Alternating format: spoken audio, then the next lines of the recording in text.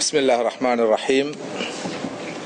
الحمد لله رب العالمين، والصلاة والسلام على أشرف الأنبياء وسيد المرسلين محمد وعلى آله وصحبه ومن تبعهم بإحسان إلى يوم الدين. அன்புக்கும் மதிப்புக்கும் உரிய இஸ்லாமிய சகோதரிகளே, அஸ்ஸலாமு அலைக்கும் வரஹ்மத்துல்லாஹி வபரகாத்துஹு. ஃபிக்ஹுல் இக்திலாஃப், கருத்து வேறுபாடுகள் தொடர்பான ஃபிக்ஹ் என்ற பொருளிலே பயனுள்ள பல கருத்துக்களை தொடர்ந்து கலந்துரையாடி வருகின்றோம். மனிதனிலும் பிரபஞ்சத்திலும் மொழியிலும் காணப்படுகிற வேறுபாடுகள், அதே நேரம் ஷரியாவுடைய சட்டமூலாதாரங்களை தீர்மானிப்பதில் நிலவுகின்ற வேறுபாடுகள், ஷரியாவுடைய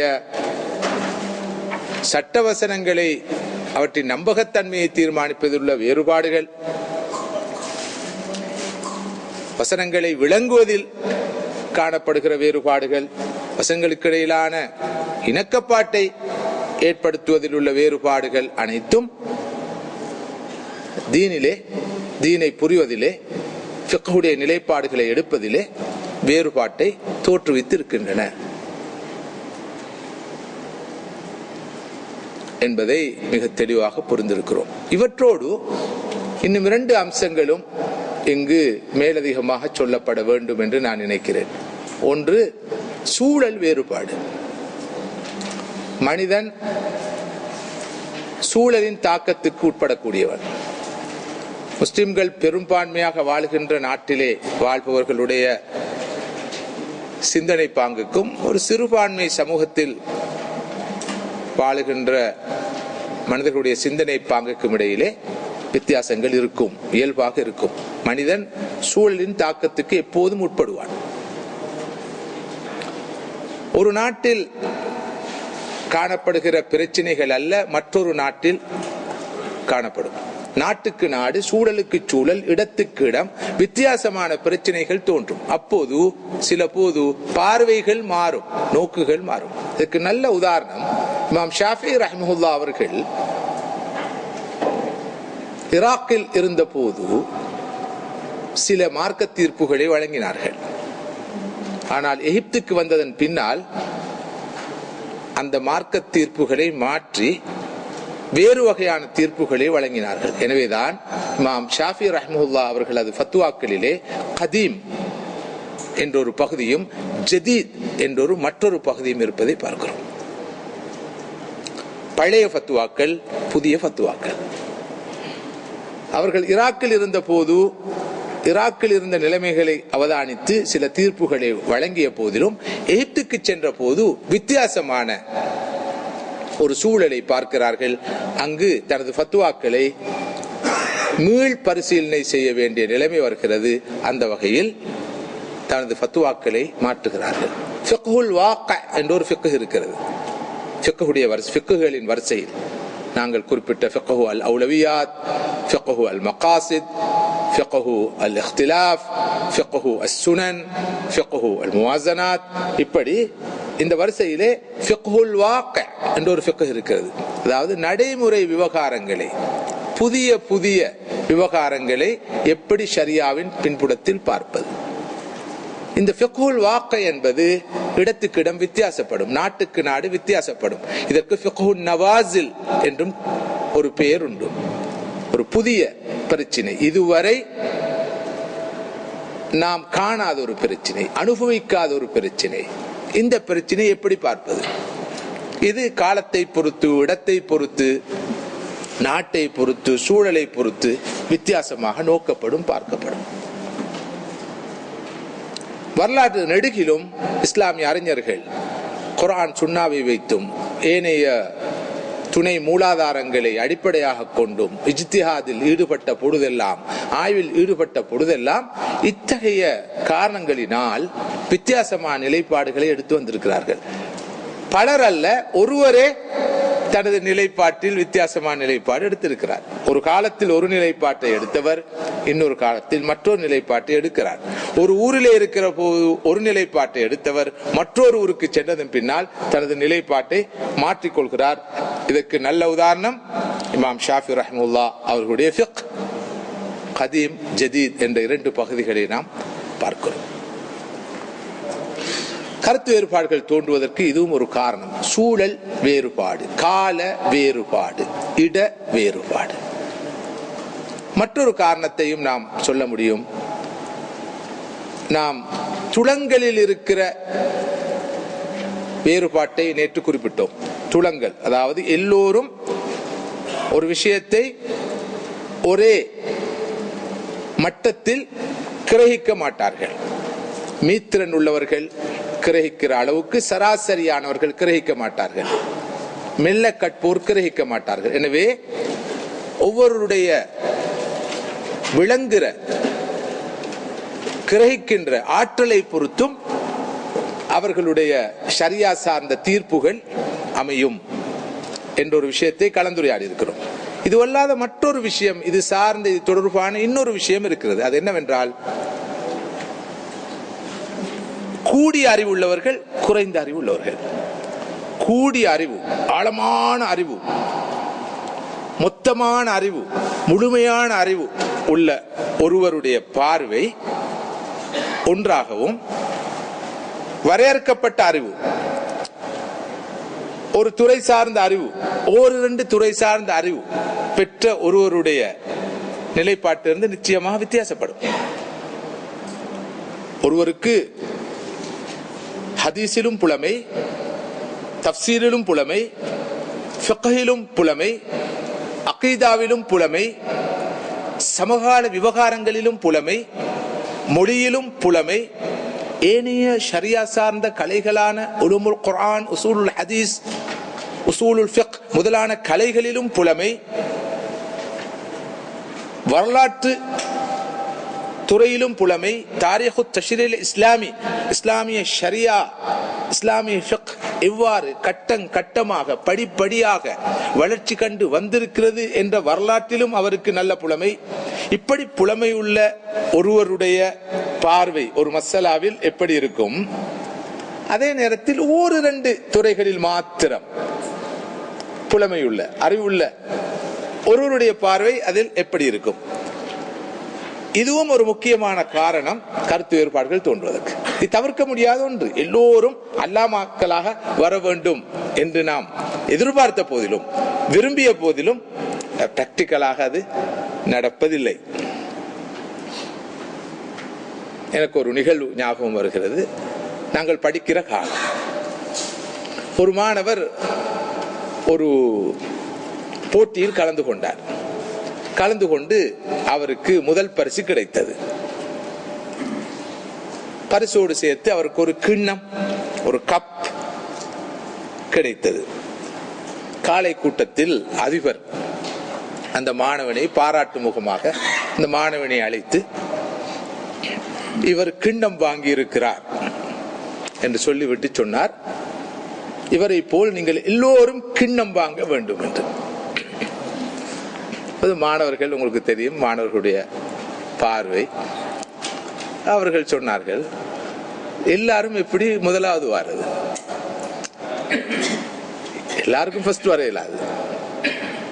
ஆசை இருக்குது, ஆர்வம் இருக்குது, ஆனாலும் எல்லோராலும் கிண்ணம் எடுக்க முடியாது. ஒரு சிலர் தான் கிண்ணத்தை தூக்குவார்கள், கப்பை தூக்குவார்கள். முயற்சிக்க வேண்டும் எல்லோரும். அதே போல இஸ்லாமிய வரலாற்றிலே எப்போதும் அறிஞர்கள் என்பவர்கள் சிறுபான்மையினராகத்தான் இருந்து வந்திருக்கிறார்கள். எப்போதும் அறிஞர்கள் மைனாரிட்டி, அவாம்கள் தான் மெஜாரிட்டி. இது ஒரு யதார்த்தம். எல்லோரையும் அறிஞர்களாக மாற்றுவது ஒரு நல்ல ஒரு ஐடியல், ஒரு எதிர்பார்ப்பு. ஆனால் மனிதன வரலாற்றிலே என்றும் எல்லோரும் அறிஞர்களாக இருந்ததில்லை, சஹாபாக்கள் காலம் உட்பட. சஹாபாக்கள் ஒரு சாரார் ஹதீஸ் துறையில் ஈடுபாடு காட்டினார்கள், மற்றொரு சாரார் தஃப்சீல் ஈடுபாடு காட்டினார்கள், இன்னொரு சாரார் போராட்டத்தில் இருந்தார்கள். அவர்கள் மார்க்க விளக்கத்தை குறிப்பிட்ட ஃபுகஹாவுல் மதீனா என்று இருந்தார்கள். அவர் இப்னு அப்பாஸிடம் தான் வருவார்கள், இப்னு உமரிடம் தான் வருவார்கள், ஆயிஷா ரலியல்லாஹு அன்ஹாவிடம் தான் வருவார்கள். எல்லா சஹாபாக்களும் முஜ்தஹிதுடைய தரத்தில் இருக்கல்ல, தாபீன்களும் அப்படித்தான் ரலியல்லாஹு அன்ஹும் ஜமீஅன். இது மிகப்பெரிய யதார்த்தம் மாத்திரமல்ல, மிக தெளிவான ரெண்டு கருத்துக்கு இடமில்லாத யதார்த்தம், ஒரு உண்மை. எல்லோரும் சில அடிப்படைகளை தெரிந்து வைத்திருப்பார்கள், ஆனால் எல்லோரும் ஆழமான அறிவும் புலமையும் கொண்ட மேதைகளாக மாறுவது என்பது நடைமுறையில் சாத்தியமற்றது என்று நான் சொல்லாத போதிலும் சிரம சாத்தியமான காரியம் என்று சொல்ல வேண்டியிருக்கிறது. இதுதான் உண்மை. எனவே இந்த வகையிலே கூடிய அறிவு உள்ளவர்கள், குறைந்த அறிவுள்ளவர்கள், நான் சொன்னது முதலாவது நேற்று நாம் கலந்துரையாடியது, விஷயங்களை அவசரமாக கிரகிப்பவர்கள், தாமதமாக கிரகிப்பவர்கள், மிக குறைவாக கிரகிப்பவர்கள், அது வேற விஷயம். இது ஷரியா பற்றிய கூடிய அறிவுள்ளவர்கள் இருப்பது போல சராசரி உள்ளவர்கள், குறைந்த அறிவுள்ளவர்கள் இருக்கிறார்கள், இருந்து வந்திருக்கிறார்கள். இதன் காரணத்தினாலும் கருத்து வேறுபாடு வரும். எமது சொந்த வாழ்க்கையில் அந்த அனுபவம் இருக்கிறது. நாம் ஷரியா துறையில் ஆரம்பத்தில் படிக்கிற போது சில விஷயங்களை அளவுக்கு அதிகமாக அலட்டி கொண்டோம். சில அறிஞர்கள் சொன்ன கருத்துக்களை நாம் உடனுக்குடன் மறுத்தோம், நிராகரித்தோம். அந்த காலத்தில் இருந்த அறிவு அவ்வளவுதான். ஆனால் அறிவும் கொஞ்சம் அதிகரிக்க, வயதும் கொஞ்சம் கூடுகிற போது சில தெளிவுகள் நமக்கு பிறந்தன. 20 வருடங்களுக்கு பின்னால் சில உண்மைகளை கிரகித்தோம். இன்னும் கிரகிக்காத பல உண்மைகள் இருக்கலாம். ஊர்ல சொல்வார்கள், நிறை குடம்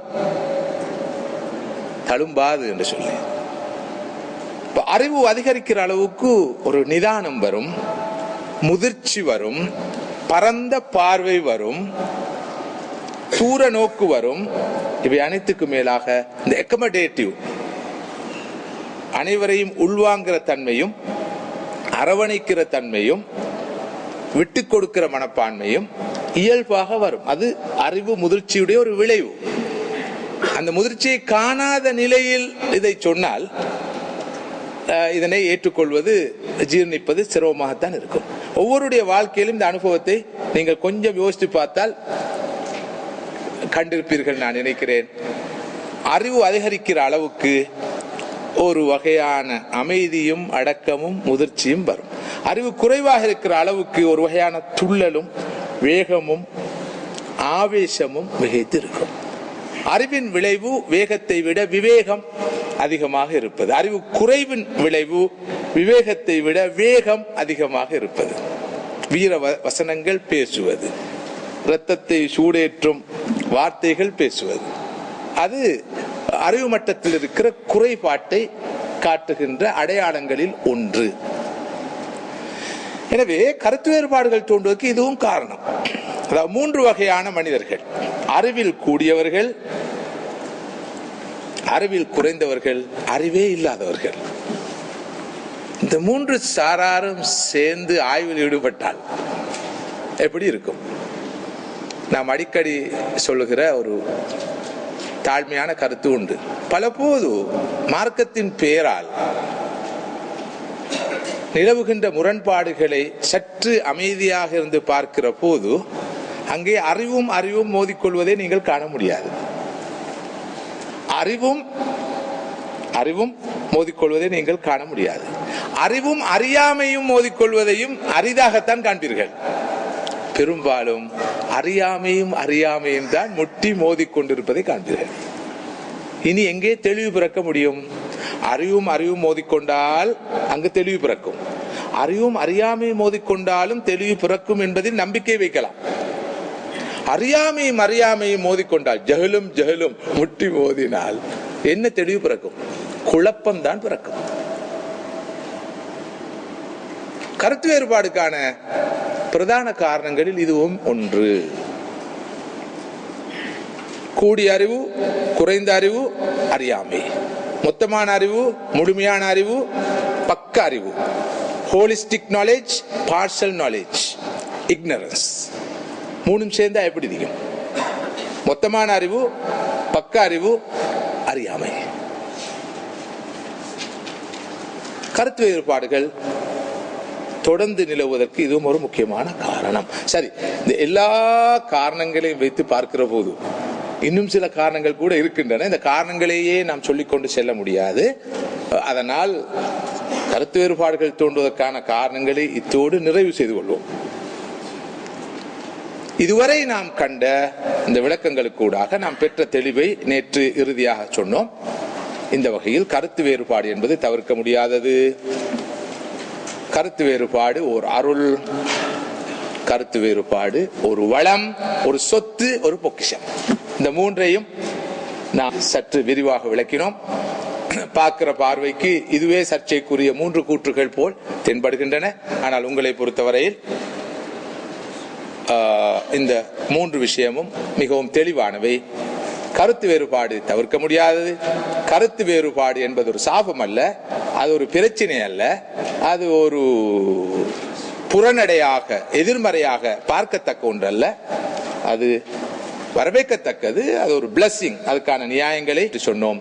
கருத்து வேறுபாடு அனைத்துக்கும் மேலாக முஸ்லிம் உம்மத் பெற்றிருக்கிற ஒரு சொத்து, ஒரு பொக்கிஷம், ஒரு வளம் என்ற முடிவை நாம் பெறுகிறோம். எனவே கருத்து வேறுபாட்டை ஒரு பிரச்சனையாக பார்க்காமல், கருத்து வேறுபாட்டை ஒரு சர்ச்சையாக பார்க்காமல், என்ன கருத்து வேறுபாடு, கருத்து வேறுபாடு, முடிவில்லாத கருத்து வேறுபாடு என்று கூட ஒரு சகோதரர் அவர் சொன்னார். கருத்து வேறுபாடு, கருத்து வேறுபாடு, ஒரே கருத்து வேறுபாடு என்ற ஒரு நெகட்டிவான பார்வையில சொல்ல முயற்சி செய்தார். கருத்து வேறுபாட்டை அப்படி பார்க்க வேண்டிய அவசியம் இல்லை, அது மிக ஆரோக்கியமானது. அந்த கருத்தை விட்டு போட்டு வேறுபாடு என்று வார நேரம் தான், வேறுபாடு என்று வரும்போது, கருத்து வேறுபாடு என்ற பேர்ல பிளவும் பிரிவினையும் வரும்போது பிரச்சனை. அதை நாங்க தெளிவாகவே சொல்லிட்டோம். மனித பலவீனங்கள் நடியாக, பண்பாட்டு கோளாறுகளின் காரணமாக பிறக்கிற கருத்து வேறுபாடுகள் நிராகரிக்கத்தக்கவை. மார்க்கத்தின் உசூல்களில், அடிப்படையான அம்சங்களில், புரு அல்லாத அம்சங்களில் வரும் கருத்து வேறுபாடுகள் நிராகரிக்கத்தக்கவை. சமூகத்தில் பிளவையும் பிரிவினையையும் உருவாக்குற கருத்து வேறுபாடுகள் நிராகரிக்கத்தக்கவை. எங்கு நாம் பேசுகிற கருத்து வேறுபாடுகள் அவை அல்ல.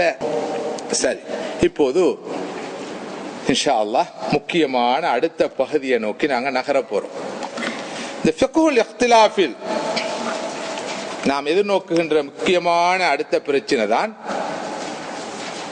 அல்லது ஃபிக்ஹை அணுகுவது தொடர்பாக, ஃபிக்ஹ் சார்ந்த நிலைப்பாடுகளை எடுப்பது தொடர்பாக எதிர்நோக்கக்கூடிய முக்கியமான சில பிரச்சனைகள் உண்டு. அந்த பிரச்சனைகளில் முக்கியமான ஒரு பிரச்சனை இஜ்திஹாத் பற்றிய எமது நிலைப்பாடு என்ன? இரண்டாவது, தக்லீத் பற்றிய எமது நிலைப்பாடு யாது? மூன்றாவது, மதுஹபல் பற்றிய எமது பார்வை என்ன என்பது. நான் நினைக்கிறேன் சுமார் 4 மணி நேரங்கள் நாங்கள் கலந்துரையாடிய விஷயங்களின் வெளிச்சத்தில் இந்த அம்சங்களை பார்க்க போகிறோம் என்ற காரணத்தினால் இலகுவாக இது சார்ந்த விஷயங்களை எங்களால் புரிந்து கொள்ளக்கூடியதாக இருக்கும். இஜ்திஹாத், தக்லீத், மதுஹப்.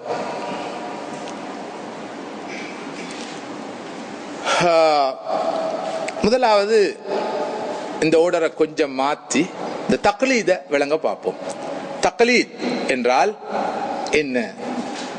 பொதுவாக இந்த சொல்லை மிகவும் கொச்சைப்படுத்தி குருட்டுத்தனமான பின்பற்றுதல் என்று தமிழிலே மொழிபெயர்த்து விட்டார்கள்.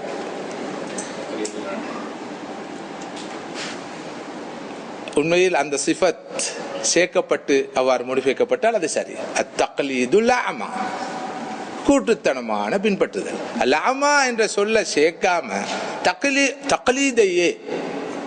கூட்டுத்தனமான பின்பற்றல் என்ற அந்த கூட்டுத்தனமான அடைமொழியோடு சேர்த்து பயன்படுத்துவது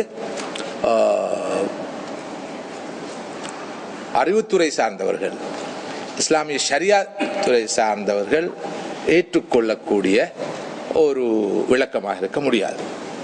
தக்லீத் என்பது ஆதாரத்தை தெரியாத நிலையில்,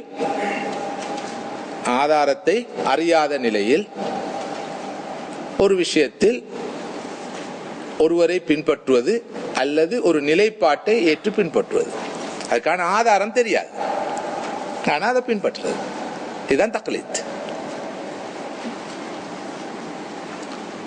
முஃப்தி சொல்றார், இவர் பின்பற்றார். ஷேக் சொல்றார், இவர் பின்பற்றார். ஆலிம் சொல்றார், இவர் பின்பற்றார். இமாம் சொன்னதாக சொல்லப்படுது, இவர் பின்பற்றார். இவருடைய வழிகாட்டி சொல்றார், பின்பற்றார்.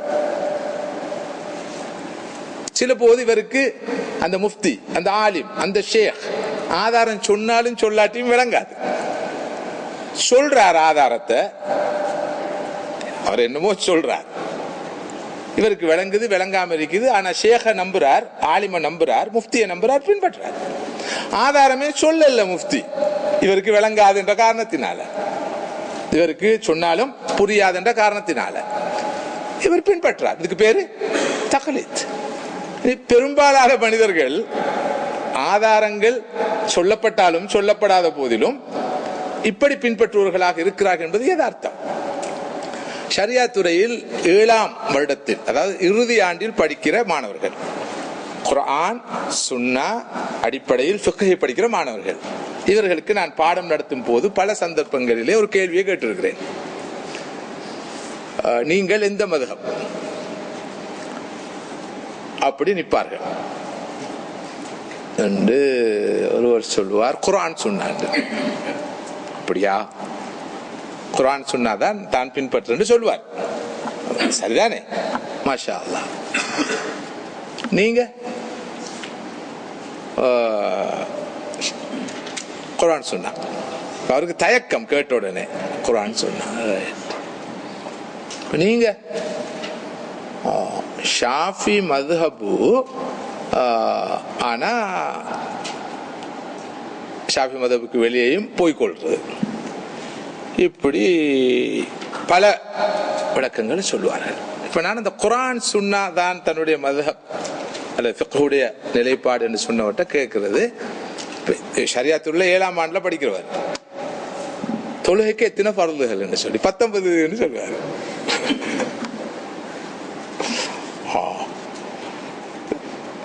தொழுகைக்கு ஃபர்துகள் 19 என்ற விடைய சொல்றீங்களே, இது நீங்க ஸ்கூல்ல இஸ்லாம் பாடத்துல இஸ்லாம் புஸ்தகத்துல படித்த விஷயமா, அல்லது இப்ப இந்த குர்ஆன் சுன்னா அடிப்படையில் புதிதாக நீங்க பார்த்து எடுத்த முடிவா? இல்ல 19 தான் சொல்றது. ஆனா தனித்தனியா பார்க்க கூட எங்களுக்கு விளங்கும். உதுக்கு எத்தனை ஃபர்து? 6. அந்த பழைய மனப்பதிவுகள் 6. ஷர்த் எத்தனை? தொழுகைக்கு 8. அந்த குர்ஆன் சுன்னாவை பின்பற்றுவோம் என்று சொல்றது ஸ்லோகனாக இன்னைக்கு மாறிகிறது, ஒரு கோஷமாக மாறுகிறது, அது ஒரு ஃபேஷனாக மாறுகிறது. பிராக்டிக்கலா எந்த அளவு தூரம் இவங்களோட முழு வாழ்க்கையும் ஆரம்பம் முதல் குர்ஆன் சுன்னாட ஒளியில பார்க்கப்பட்டீங்கன்னு பார்த்தா அப்படி அல்ல. இதுவரை ஒரு 75% பழைய அமைப்பில் இருக்குது, சில நேரம் 25% இவங்களோட அந்த புதிய பார்வைகளால வந்திருக்கலாம் இல்லாமலும் இருக்கலாம். எனவே அமானத்தில் அமானிதம் இல்ல, இப்படி அவசரப்பட்டு நான் இப்படித்தான் என்று சொல்றது.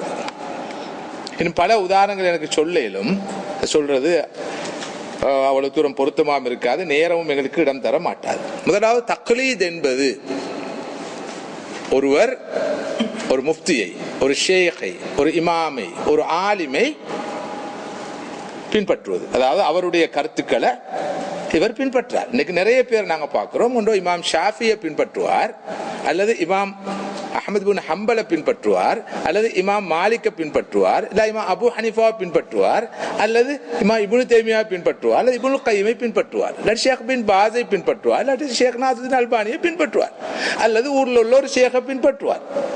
அவர் நம்புவார் இவர் சொல்றது குர்ஆன் ஹதீஸ். அப்படிலாம் இவருக்கு நான் சொன்ன ஹதீஸ் வகைகள் தெரியாது, இவருக்கு சஹீஹ் தஈஃப் மட்டும் தெரியும். அப்படி இல்லாம நான் நேற்று சொன்னது போல முத்தவாத்திரண்டா, ஆஹாதுண்டா என்ன, மஷூர்ண்டா என்ன, அசீஸ்ண்டா என்ன, கரீப்ண்டா என்ன, மக்பூல்ண்டா என்ன, மர்தூதுண்டா என்ன, சஹீஹ்ண்டா என்ன, சைடு கைரிண்டா என்ன, ஹசன்டா என்ன, ஹசன் கைரிஹிண்டா என்ன, மர்தூதுடைய வகைகள் என்ன, மக்பூலுடைய வகைகள் என்ன, அவற்றுடைய தராதரங்கள் என்ன, முன்கரும் மத்ரூக்கும் முரம்பட்டா எது எடுக்கிறது, ரெண்டையும் எடுக்கப்படாது, மத்ரூக்கும் மௌதுவும் முரம்பட்டா எது எடுக்கிறது, ரெண்டையும் தூக்கி வீசணும். ஆனால் ஒரு முர்சலான ஹதீஸும்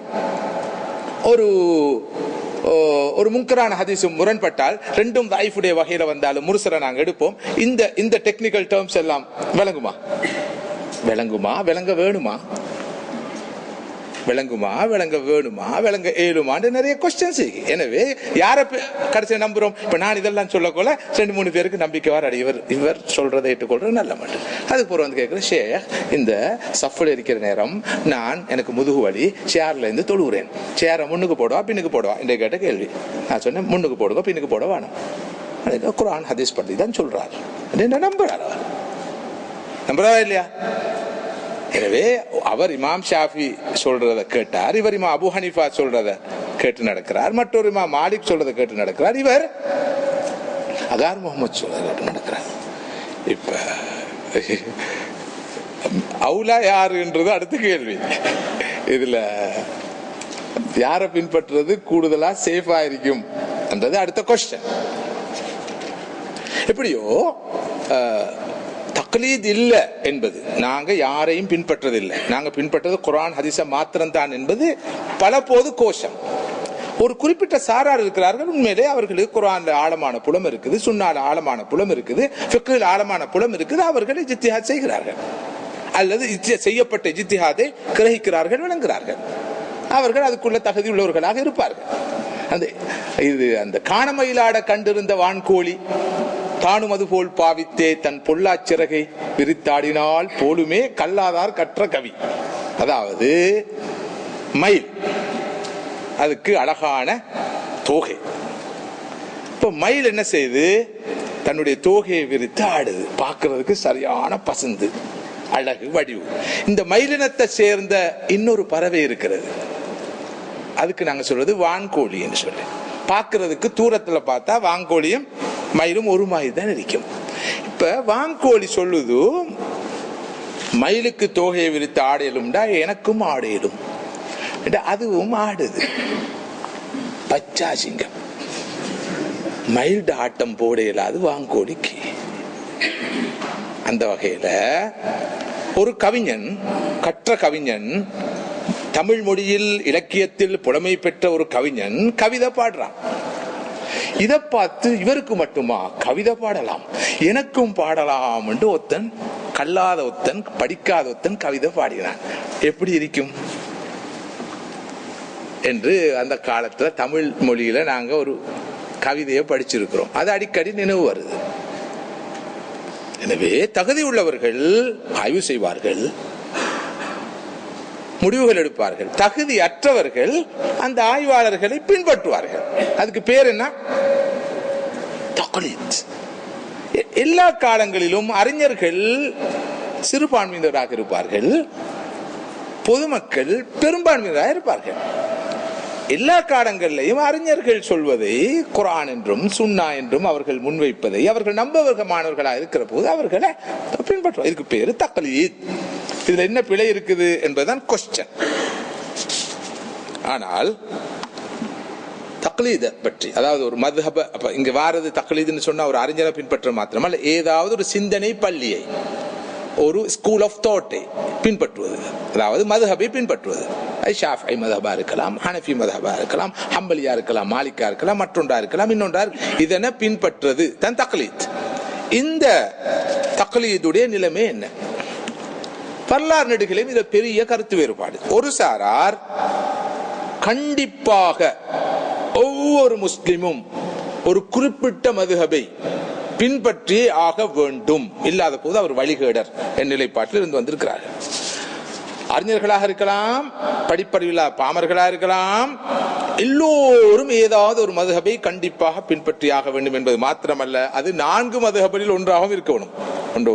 ஒன்று ஷாஃபி மதப், ஹனஃபி மதப், அல்லது மாலிகி அல்லது ஹம்பலி, 4ல் ஒன்றை கண்டிப்பா கட்டாயமா பின்பற்றணும். அவர் அறிஞரோ ஆய்வாளரோ சாதாரண மனிதனோ பாமர மனிதனோ யாராக இருந்தாலும் என்பது ஒரு நிலைப்பாடு. அந்த வகையில் இஜ்திஹாதுடைய வாயில் மூடப்பட்டு விட்டது. 4 இமாம்களோடு பாபுல் இஜ்திஹாத் முக்லக், மொத்தமாக இஜ்திஹாத் செய்ய முடியாது. ஒரு குறிப்பிட்ட துறையில இஜ்திஹாத் செய்ய முடியாது, ஆய்வு செய்ய முடியாது. இனி ஏதாவது ஒரு மதுஹபை பின்பற்றுவது கட்டாய கடமை என்ற கருத்து. எனவேதான் உங்களுக்கு தெரியும், ஒரு காலத்தில் எல்லோரும் சொல்வார்கள், நான் ஷாஃபிஈ, நான் ஹனஃபி, நான் மாலிகி, நான் ஹம்பலி, கட்டாயம் சொல்லணும். அப்படி இல்லாம இந்த 4ல் ஒன்றில் இல்லாம இருக்க இயலாது. அவர் முஸ்லிமாக இருந்தாலும் இல்லாட்டியும் அவர் ஷாஃபியாவோ ஹனஃபியாவோ மாலிகியாவோ ஹம்பலியா இருக்கும். நீங்க முஸ்லிமானு கேட்க மாட்டான், நீங்க ஷாஃபி மதப்பா ஹனஃபி மதப்பா, அவர் தெரியும் ஏற்கனவே முஸ்லிம் என்று சொல்லி. அந்த அளவுக்கு அதை முக்கியத்துவப்படுத்துவது ஒரு நிலைப்பாடு. இதுக்கு நேர் எதிரான இன்னொரு நிலைப்பாடு, கருத்து வேறுபாடு இங்கே வந்தாச்சு. தக்லீத், ஒரு மதுஹபை கண்டிப்பாக கட்டாயமாக ஏற்று பின்பற்றுவது வாஜிப், கட்டாய கடமை என்று ஒரு சாரார் கடந்த 1400 சொச்சம் ஆண்டுகளாக சொல்லி வரும் அதே நேரத்தில் இன்னொரு சாரார் இதுக்கு நேர் எதிரான நிலைப்பாட்டை முன்வைத்து வந்திருக்கிறார்கள். குறிப்பிட்ட ஒரு மதுஹபை பின்பற்றுவது ஹராம். ஒவ்வொருவரும் குர்ஆன் சுன்னாவை பின்பற்ற வேண்டும். அதாவது ஒவ்வொருவரும் முஜ்தஹிதாக இருக்க வேண்டும். ஒரு குறிப்பிட்ட மதுஹபை பின்பற்றுவது ஹராம். குர்ஆன் சுன்னாவை தான் எல்லாரும் பின்பற்றணும். இதுக்குள்ளே இன்னொரு செய்தி ஒளிந்திருக்கிறது. என்ன செய்தி?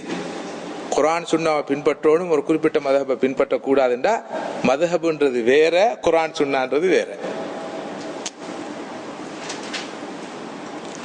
ஒருவர் ஒரு மதுஹபை பின்பற்றது குர்ஆன் சுன்னாவை பின்பற்றதா இல்லையா என்ற கேள்வி எழுப்பப்பட்டா, எல்லா மதுஹபுகளும் குர்ஆன் சுன்னாவை பேஸ் பண்ணி தான் உருவாக்கப்பட்டது. அதுல 2 கருத்துக்கு இடம் இல்லை. அதுல பலவீனமான ஃபத்வாக்கள் இருக்கும், பலமான ஃபத்வாக்கள் இருக்கும். 2வது விஷயம், அது எந்த ஒரு மதுஹபும் குர்ஆன் சுன்னா விட்டு போட்டுட்டு, நான் நேற்று சொன்னது போல தௌராத்தையோ இஞ்சிலையோ திரிபிட்டகையோ தல்முதையோ பகவத்கீதையோ மற்றொன்று வைத்தோ மதுஹப் வரல வந்தா அதுக்கு நாங்க மதுஹப் சொல்லவும் மாட்டோம். எல்லா மதுஹபுகளும் குர்ஆன் சுன்னாவை வைத்து தான் உருவாக்கப்பட்டு இருக்கின்றன. வேறு வார்த்தையை சொல்வதாக இருந்தால் மதுஹப் என்ற சொல்ல விட்டு போட்டுட்டு இஜ்திஹாதாத், வித்தியாசமான இஜ்திஹாதுகள், இமாம் ஷாஃபியுடைய இஜ்திஹாதுகள், இமாம் அபூ ஹனீஃபாவுடைய இஜ்திஹாதுகள், இமாம் அஹ்மதுடைய இஜ்திஹாதுகள், இமாம் மாலிக்குடைய இஜ்திஹாதுகள், சுஃபியானு சௌரியுடைய இஜ்திஹாதுகள், அபூ சௌருடைய இஜ்திஹாதுகள், இப்னு தைமியாவுடைய, இப்னு கையிமுடைய, முஹம்மது அப்துல் வஹாபுடைய, ஷேக் நாசிர் அல்பானியுடைய, ஷேக் பின் பாஸுடைய, ஷேக் சாலிஹ் உதைமீனுடைய, ஷேக் கர்வாவியுடைய, இப்படி ஒவ்வொருடைய இஜ்திஹாதாத், வித்தியாசமான இஜ்திஹாதுகள். அதுக்கு இன்னொரு பேர் என்ன? வித்தியாசமான இஜ்திஹாதுக்கு இன்னொரு பேர் அவருடைய இஜ்திஹாதுகளுடைய தொகுப்பு, ஒரு மதுஹப், அவருடைய சிந்தனை பள்ளி, அவருடைய ஸ்கூல் ஆஃப் தாட்.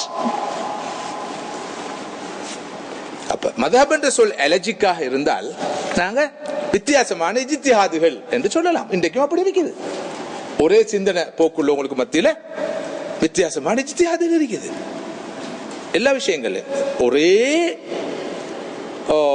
ஃபிக்ஹ் கண்ணோட்டத்தில் இருப்பவர்கள் கூட வேறுபட்ட நிலைப்பாடுகள் எடுப்பார்கள். எங்களுக்கு நல்லா தெரியும். உதாரணமாக நாங்கள் எடுத்துக்கொள்வோம், ரமலான் தலைப்புரை தீர்மானிப்பது ருயத்துல் ஹிலால். எங்களுக்கு மத்தியில் பல அபிப்பிராயங்கள் உண்டு. ஒன்று, வாழும் பிரதேசத்தில், நாம் இருக்கும் பிராந்தியத்தில் பிறையை வெற்றுக்கண்ணால் பார்த்து பிறை தீர்மானிக்கப்பட வேண்டும். வெற்றுக்கண்ணால் பார்த்து பெருநாள் தீர்மானிக்கப்பட வேண்டும். ஒரு நிலைப்பாடு. இன்னொரு நிலைப்பாடு அப்படி அல்ல. உலகில் எங்கு எந்த பிராந்தியத்தில்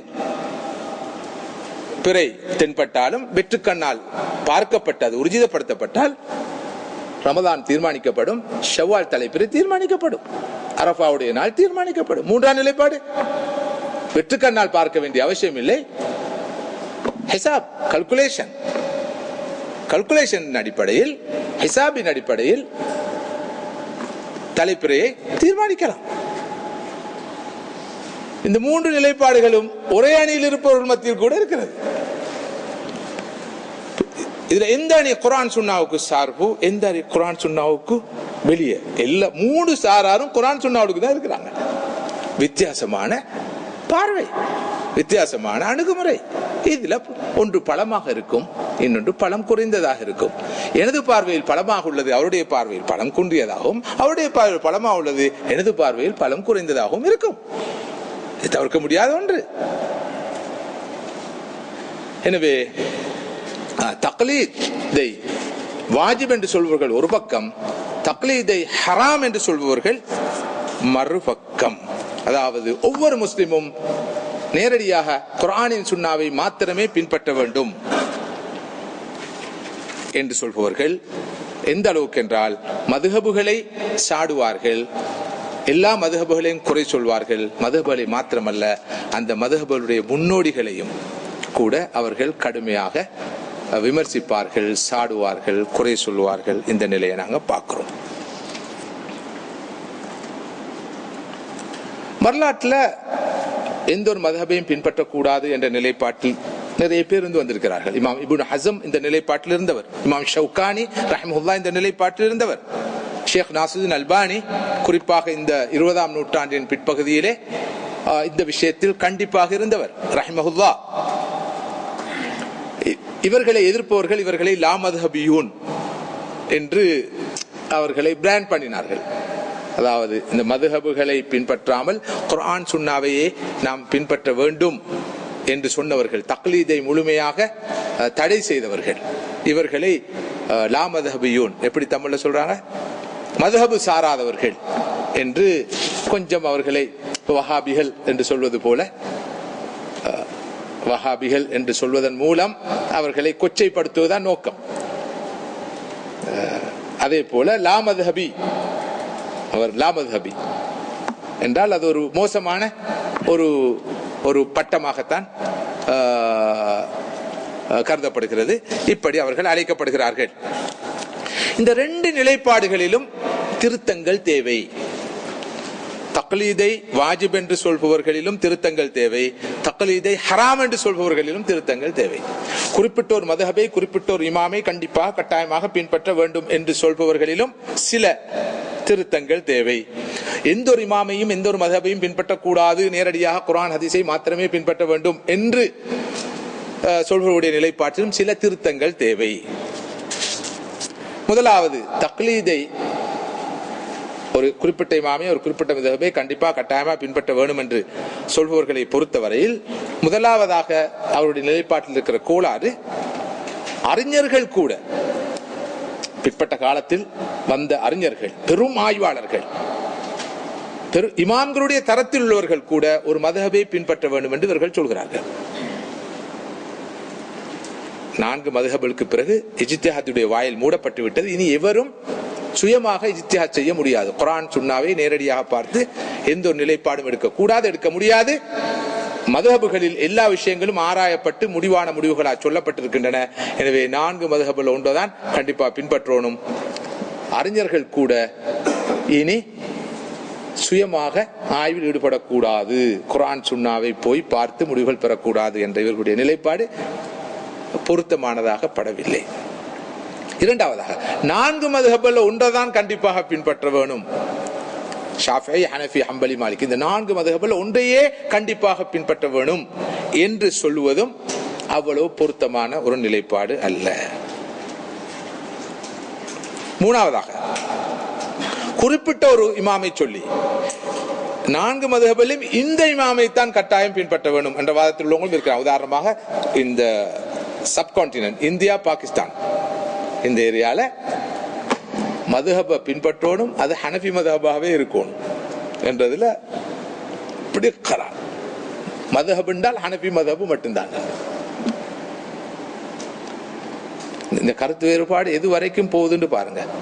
மதுஹபே வேண்டாம் என்று சொல்ற நிலைப்பாடு ஒரு பக்கம், மதுஹப் வேண்டும் என்று சொல்ற நிலைப்பாடு ஒரு பக்கம், அதிலையும் இந்த மதுஹப் தான் ஏக மதுஹப் என்று சொல்றது இன்னொரு நிலைப்பாடு. இதுவும் ஒரு நியாயமான நிலைப்பாடு அல்ல. அடுத்ததாக, ஒரு மதுஹபில் இருக்கும் போது இன்னொரு மதுஹபுடைய கருத்தை எந்த ஒரு காரணம் கொண்டும் சரி காண்பதோ, இன்னொரு மதுஹபுடைய நிலைப்பாட்டை ஏதோ ஒரு தேவையின் போது பின்பற்றுவதோ கூடாது.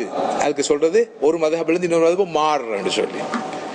இந்த நிலைப்பாடும் ஒரு பொருத்தமான நிலைப்பாடு அல்ல. எங்களோட வார்த்தை பிறகு நீங்க சரியா விளங்கணும். சரி பிழைன்னு நாங்க சொல்ல மாட்டோம். இதுக்கு அநியாயத்தை நேற்று சொல்லியாச்சு. இது சரி, இது பிழை, கூடும், இது கூடாது, அப்படி அல்ல. இது பலம் குறைந்தது, பலம் கூடியது. எல்லாத்துக்கும் ஆதாரங்கள் இருக்கு, இல்லாம இல்லை. அவங்களோட கருத்துக்களுக்கும் ஆதாரங்கள் உண்டு. ஆனால் அதை விட பலமான கருத்துக்கள், பலமான ஆதாரங்கள் இருக்கிற காரணத்தினால் இந்த அவதானங்களை நாம் குறிப்பிடுகிறோம். சில மசாலாக்களில் கூட தனது சொந்த மதுஹபில் இருந்து வெளியே செல்லக்கூடாது. தேவையின் போது, நிர்பந்தத்தின் போது, விதிவிலக்காக சில மசாலாக்களில் கூட மதுஹபுக்கு வெளியே செல்லக்கூடாது என்ற இந்த வாதம். பாபுல் இஜ்திஹாத் 4 இமாம்களோடு மூடப்பட்டு விட்டது. இனி பாபுல் இஜ்திஹாத் எவராலும் திறக்கப்பட முடியாதது என்ற அந்த நிலைப்பாடும் மிக பொருத்தமான ஒன்றாக கருதப்படத்தக்கது அல்ல. இஜ்திஹாத் செய்யப்பட வேண்டும். புது புது பிரச்சனைகள் தோன்றிய வண்ணம் உள்ளன, புது புது மசலாக்கள் வந்த வண்ணம் உள்ளன. எனவே அவ்வக்கால அறிஞர்கள், உலமாக்கள் இந்த புதிய பிரச்சனைகளை குர்ஆன் சுன்னாவின் ஒளியிலும் ஏனைய துணை மூலாதாரங்களின் வெளிச்சத்திலும் பார்த்து அவற்றுக்கான தீர்ப்புகளை, முடிவுகளை பெற வேண்டும் என்று சொல்வது பிழையானது. எல்லா பிரச்சனைக்குமான தீர்வுகளும் ஆரம்ப காலத்திலேயே ஆராயப்பட்டு சொல்லப்பட்டு விட்டன என்ற அந்த நிலைப்பாடும் உகந்தது அல்ல. ஒரு மதுஹபை தூக்கி பிடித்து ஏனைய மதுஹபுகளை தரக்குறைவாக பேசுவது, ஷாஃபி மதுஹபு தான், ஹனஃபி மதுஹபோ, ஹம்பலி மதுஹபோ, மாலிகி மதுஹபோ ஷாஃபி மதுஹபை விட உயர்ந்தது அல்ல, அல்லது ஹனஃபி மதுஹப் தான், ஷாஃபி மதுஹபோ, ஹம்பலி மதுஹபோ, மாலிக் மதுஹபோ அவ்வளவு தூரம் குர்ஆன் சுன்னாவுக்கு ஏய்வான மதுஹபுகள் அல்ல என்ற வாதமும் பொருத்தமானது அல்ல. ஒரு மதுஹபை தூக்கி பிடித்து இன்னொரு மதுஹபை தரக்குறைவாக பேசுவதும், ஒரு இமாமை தூக்கி பிடித்து மற்றொரு இமாமை தரக்குறைவாக பார்ப்பதும் பொருத்தமானது அல்ல. எனவே தக்லீதை வாஜிப் என்று சொல்பவர்கள் ஒரு மதுஹபை கண்டிப்பாக பின்பற்ற வேண்டும், ஒரு இமாமை கண்டிப்பாக பின்பற்ற வேண்டும் என்று சொல்பவர்களுடைய நிலைப்பாட்டை மொத்தமாக நாங்கள் தூக்கி எறியவில்லை, நிராகரிக்கவில்லை. அதிலே சுமார் எத்தனை திருத்தங்கள்? அப்ப 8 சொல்லிட்டோம். ரைட். அடுத்ததாக, தக்லீத் ஹராமானது. எந்த ஒரு மதுஹபையும் பின்பற்றக்கூடாது, எந்த ஒரு இமாமையும் பின்பற்றக்கூடாது, குர்ஆன் சுன்னாவை மாத்திரமே எல்லோரும் பின்பற்ற வேண்டும் என்ற அந்த அடுத்த நிலைப்பாடு. இந்த நிலைப்பாட்டை பொறுத்தவரையும் சில திருத்தங்கள் தேவைப்படுகின்றன. சட்ட திருத்தம். ஒரு நிலைப்பாடு 13 அப்படியே விடணும் என்று, இன்னொரு நிலைப்பாடு வேணும் என்றது, 3ஆம் நிலைப்பாடு திருத்தி வேணும், திருத்த வேண்டும் என்பது. இப்ப நாங்க எப்பயுமே சொல்றது திருத்தங்கள் செஞ்சா போதும், டோட்டல் ரிஜெக்ஷன் இல்ல. ரஃப்துல் முத்லக், அல் கபூலுல் முத்லக், ஒன்று அப்படியே வாரி அணைக்கிறது, இல்லாட்டி கட்டி அணைக்கிறது, இல்லாட்டி உதைச்சி தள்ளுறது, அப்படியே அல்ல. நபியாக்குறது ஒரு ஆள, இல்லாட்டி நாயாக்குறது, ரெண்டும் பிள்ளை. யாருக்கு நபியாக இயலாம், மாசுமாக இயலாது. மனிதன் நாயாகவும் மாட்டான். ஒவ்வொருவரையும் மனிதனாக வச்சு பார்த்துட்டால் நான் நினைக்கிறேன் நிறைய பிரச்சனைகள் குறையும். இந்த வகையில தக்லீதை ஹராம் என்று சொல்கிற நிலைப்பாட்டில் வர வேண்டிய திருத்தங்கள். ஒன்று, எல்லோரும் குர்ஆன் சுன்னாவை பின்பற்ற வேண்டும். யாருமே தக்லீத் செய்யக்கூடாது, ஒரு இமாமை ஒரு மதஹபை பின்பற்றக்கூடாது என்பது பொருத்தமானதல்ல. மீண்டும் சொல்கிறேன், எல்லா காலங்களிலும் அவாம்கள் தான் அதிகமாக இருப்பார்கள், ஆலிம்கள் அறிஞர்கள் குறைவாக இருப்பார்கள். எனவே அறிஞர்கள் இருக்கிற போது தரஜத்துன் நதர், குர்ஆன் ஹதீஸை நேரடியாக போய் பார்த்து ஆய்வுக்கு உட்படுத்தி அலசி ஆராய்ந்து ஆதாரங்களை ஒப்பிட்டு பார்த்து நான் சொன்ன குர்ஆனுடைய அறிவு, ஹதீஸுடைய அறிவு, உங்களுடைய அறிவு, எல்லா அறிவையும் பெற்றவர்கள் எல்லா காலங்களிலும் இருந்திருக்கிறார்கள். அவர்கள் நேரடியாக போய் குர்ஆன் சுன்னாவை பார்த்து நிலைப்பாடுகள் எடுப்பதில் ஆட்சேபனை இல்லை. ஆனால் நடைமுறையில் அவாம்கள் பெரும்பாலானவர்கள் இருப்பார்கள். இவர்களும் ஒரு மதஹபை ஒரு இமாமை பின்பற்றக்கூடாது என்று சொல்ற வாதம் நடைமுறை சாத்தியம் இல்லை என்பது மாத்திரமல்ல, இது குழப்பத்தை ஏற்படுத்தும், நிறைய குழப்பத்தை ஏற்படுத்தும். என்று அவருக்கென்று மசாதிர் இல்லை, அவருக்கென்று கவாயித் இல்லை, அவருக்கென்று உசூல் இல்லை. உதாரணமாக ஷரியாவுடைய சட்ட மூலாதாரங்கள் என்ன என்பதை பொதுப்படையாக நாம் விளங்கி வைத்திருக்கிறோம், குர்ஆன் சுன்னா என்று. ஆனால் அதுக்கு அப்பால் இஜ்மா, கியாஸ், இஸ்திஹ்சான், மஸ்லஹா, உர்ஃப், ஷராய் சாபிகா, இஸ்திஸ்ஹாப், இப்படி இருக்கிற சட்ட மூலாதாரங்கள், அமல் அஹ்லில் மதீனா, இந்த சட்ட மூலாதாரங்கள் சம்பந்தமாக எமக்கு ஒரு நிலைப்பாடு இல்லை. நிலைப்பாடு எடுக்காத நிலையில எப்படி குர்ஆன் ஹதீஸை அடிப்படையாக வைத்து முடிவுகள் எடுக்கிறது? இது அறிஞர்களோட சம்பந்தப்பட்டது. எல்லா காலத்திலும் அறிஞர்கள் பற்றி முடிவெடுப்பார்கள். ஒவ்வொரு தனி மனிதனும் எப்படி போய் குர்ஆனில் உள்ள முஹ்கமாத், முத்தஷாபிஹாத், கத்இயாத், வன்னியாத், ஆம், காஸ், முத்லக், முகய்யத், மஃபூம், மன்தூக், மஃபூம் முகாலஃபா, இவற்றையெல்லாம் விளங்கின நிலையில் எங்களுக்கு குர்ஆன் எல்லாருக்கும் விளங்கிடுமா? அதே போல ஹதீஸை பொறுத்தவரை நான் சொன்ன அந்த முத்தவாத்திர், ஆஹாத் உட்பட அக்ஸாமுல் மக்பூல், அக்ஸாமுல் மர்தூத், இவற்றுடைய தராதரங்கள், அஸ்பாபு தான், இவற்றுடைய தராதரங்கள், இவற்றை பற்றி எல்லாம் தெரிந்த நிலையில தானே ஹதீஸை போய் பார்த்து முடிவுக்கு வரலாம். பிராக்டிகலி எல்லாருக்கும் சாத்தியமா? துறை சார்ந்தவர்கள் செய்வார்கள். ஃபஸ்அலு அஹ்ல ذிக்ர் இன் குன்தும் லா தஅலமூன், குர்ஆன் சொல்லுது.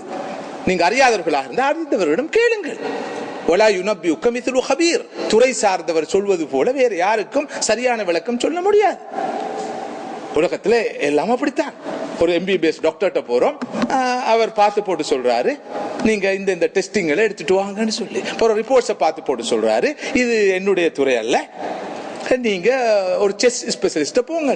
அவர் பார்த்து போட்டு சொல்றாரு, இது செஸ்டோட சம்பந்தப்பட்டதல்ல, இது ஹார்ட்டோட சம்பந்தப்பட்டது, ஒரு கார்டியாலஜிஸ்ட போங்கன்னு சொல்லி அவர் பார்த்துட்டு சொல்றாரு, செஸ்டோட சம்பந்தப்பட்டதும் அல்ல, இது ஹார்ட்டோட சம்பந்தப்பட்டதும் அல்ல, இது உங்களோட இந்த கழுத்தோட சம்பந்தப்பட்ட விஷயம், ஒரு ENT போங்கன்னு சொல்லி இவங்களெல்லாம் பார்த்து பாருங்களே, அறிவு கெட்ட முண்டங்களாக இருக்கிறானோ, பெரிய டாக்டர் பேரை போட்டுட்டு இவன் அவன்கிட்ட போய் சொல்றான், அவன்கிட்ட போக சொல்றான் என்று சொல்றது இல்லை. நாங்க எப்படி சொல்றோம்டா, பாராட்டு சரியா எங்களோட டாக்டர் எப்படின்னா சரியா சொன்னார் இல்லையா, இது நான் பார்க்கிற விஷயம் அல்ல, இது அவர் பார்க்கிற விஷயம், அவர் போனமே சரியா சொன்னார் இல்லையா, இது செஸ்டோட சம்பந்தப்பட்டதல்ல, ஹார்ட்டோட சம்பந்தப்பட்டது. இந்த ஹார்ட்டோட சம்பந்தப்பட்ட டாக்டர் சரியா நாலேஜபிள், இவர் சொன்னாலும் அவர் சொன்னார், இது ஏண்ட விஷயம் அல்ல சீதேவி, எனக்கு இதை பத்தி தெரியாது, இது ஏன்ட்டு தான் போகணும், இது தொண்டையோட சம்பந்தப்பட்ட விஷயம்.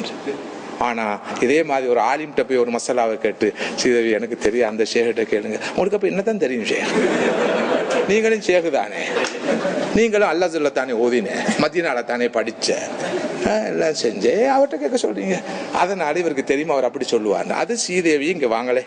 இப்ப இதை கொஞ்சம் உங்களுக்கு விரிவானாங்க வழங்கப்படுத்தணும். இதுல 2 வகையான கருத்து இருக்குது, 3வது ஒரு கருத்தும் இருக்குது. இதெல்லாம் உங்களுக்கு சொன்னா விளங்குமோ தெரியாது என்றாலும் என்று சொல்லி இவர் இப்ப போட்டு பிணைவார், அவரும் குழம்பி அவரையும் குழப்பி அனுப்பி வைப்பார். எங்கிட்ட இந்த இது இல்ல, ஸ்பெஷலைசேஷன் இல்ல, தகசுஸ் இல்ல, எல்லாரும் முஃப்திகளா மாறுறது. அஜ்ரஉக்கும் அலல் ஃபத்வா அஜ்ரஉக்கும் அலன் நார், ஃபத்வா சொல்றதுல முந்திக் கொள்றவர் நரகத்துக்கு முந்திக் கொள்றார் என்று எச்சரிக்கிறார்கள் உமர் இப்னுல் கத்தாப் ரலியல்லாஹு அன்ஹு அவர்கள். நான் சொன்னது ஞாபகம், இந்த அறிவு இல்ம் அதிகரிக்கிற அளவுக்கு பக்குவம் வரும், முதிர்ச்சி வரும், ஒரு பேணுதல் வரும், ஒரு அடக்கம் வரும். ஆரம்ப கால இமாம்கள் பேர் அறிஞர்களாக இருந்தார்கள். இது சுன்னா, இது பிதா, இது குஃபுர், தலாலா, ஷிர்க், இந்த வார்த்தை பிரயோகங்கள் அரிதாகத்தான் அவருடைய வாயிலிருந்து வரும். என்ன சொல்வார்கள்? லா யுஅஜிபுனி, லா அஸ்தஹ்சினுஹு, லா அரிஃபுஹு, ஃபீஹி நதருன். இதை கொஞ்சம் பார்க்கணும், இதுல ஒரு சின்ன ஒரு ப்ராப்ளம் இருக்கிற மாதிரி தெரியுது, எனக்கு இது படல, இது ஒரு நல்லா இருக்கிற மாதிரி விளங்கல, எனக்கு இது திருப்தியே தரல. இந்த காலத்துல ஒரு ஆலிம் இதை சொன்னா, இங்க வாங்க ஷேக், உங்களுக்கு திருப்தியோ இல்லையோ, உங்களோட திருப்தியை பத்தியா கேட்டோம், இது மார்க்கமா இல்லையான்னு சொல்லுங்க. உங்களுக்கு படல, இன்னும் உங்களுக்கு படாட்டி எங்களுக்கு என்ன, யாருக்கு படுமுடி சொல்லுங்க, அவர்கிட்ட போய் கேட்கிறோம்.